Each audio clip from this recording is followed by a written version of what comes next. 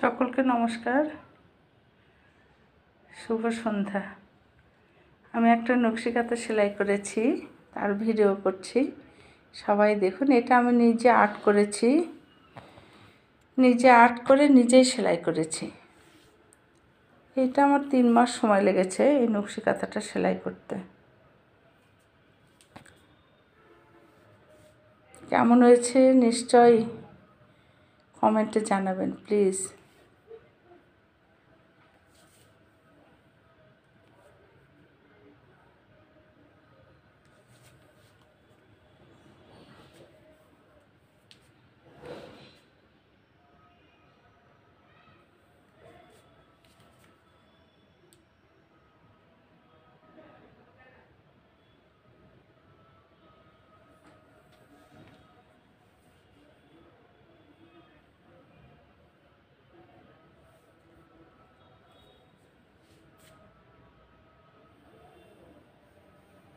তার সঙ্গে যে টেবিল ম্যাট তৈরি করেছি, টি টেবিল ম্যাট, পাশে একটা পাপোশও দেখতে পাচ্ছেন।